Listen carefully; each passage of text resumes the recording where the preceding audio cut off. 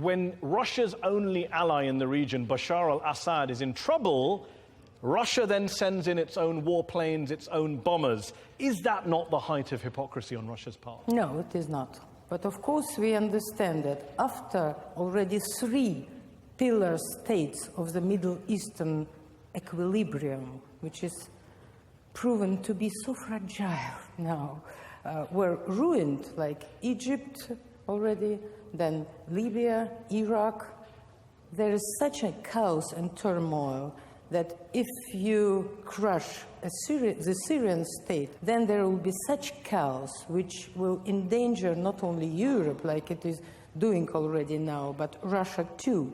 So we are not at all such fans of Bashar Assad. We know that... You say you're not a fan of Bashar al-Assad. You said that Syria was a wonderful secular state and that the only, quote, proper army in a sovereign state resisting ISIL is the Syrian army and Assad. The problem for you, surely, is that many analysts, most analysts would agree, that the Syrian army and Assad have helped fuel the rise of ISIL by killing tens of thousands of innocent Syrians. If you wanted to stop chaos and violence in the Middle East, why wouldn't you first start by stopping your ally Assad from doing the killing? Well, he is not our ally, and you just arm and fund him as a favor.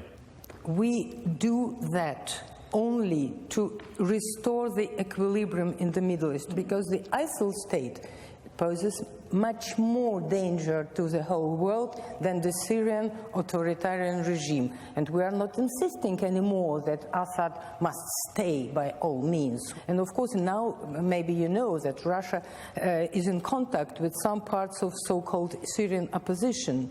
When Americans accused us that we... The Syrian opposition say that you're bombing them, you're not bombing ISIL. Jamil al-Saleh, a Syrian rebel commander, says, "I want the world to know that the Russians appear to be here not to fight ISIL, but to help Assad regime exterminate the Free Syrian Army." No, I don't agree with this information, because I have totally different data about it, of course, and I have seen even the contacts with some Syrian Free Army. For instance, there are some places where part of the region is controlled by the ISIL, and another part of the city is controlled by the Free Syrian Army, and they cooperate. Isn't it ironic and tragic that in the very first month that you started bombing Syria, more than 200 Russians were killed on an airliner over Egypt, and according to the Syrian Observatory for Human Rights, in October, Russian airstrikes left 185 civilians dead, 131 ISIL fighters. So in Syria, you're killing more Syrian civilians than ISIL fighters, and outside of Syria, you're losing more civilians than ISIL fighters. Of course, in such a turmoil like we have in Syria, for any program, you have collect facts of some civilians killed by these forces, and another party who is participating in the debates will bring you the data that so many were killed by the other side, etc. Your foreign minister, Russia's foreign minister's solution to the Syrian conflict is for the country to have elections, for a new parliament and a new president. How do you have free and fair elections in a country in which more than half the population has been displaced by that government? Or are these free and fair elections Russian style? In this country,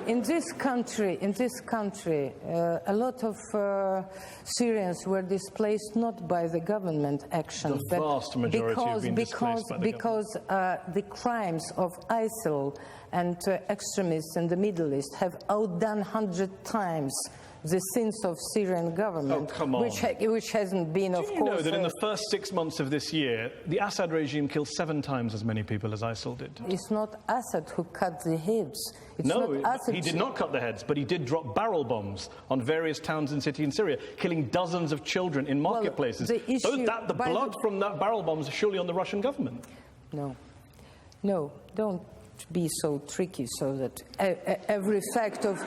Did he not drop barrel bombs, Natalia? How is that tricky? You said executions. I agree with you. ISIL carry out horrible beheadings. I'm now asking you, do you also agree that Assad drops barrel bombs on towns with Russian support? Is ISIL lesser danger than him?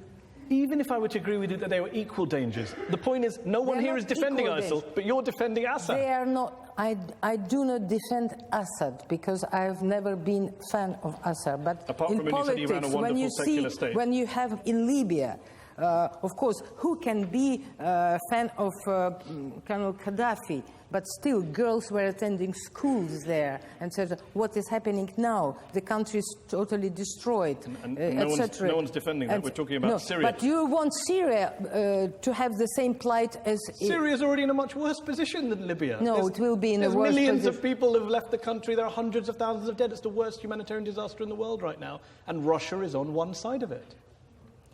So you are going to accuse Russia of what is happening in Syria? I think I have been doing that for the past 5 minutes. Russia started it. Russia is partly responsible for going on, yes. You are arming and funding Who has a started dictator. all this? Bashar al-Assad did by killing his people. Let's bring in our panel, who have been waiting patiently to come in. Masha Karp is a Russian, a journalist, a trustee of the Rights in Russia NGO. Masha, is Putin acting in Russia's interests in intervening in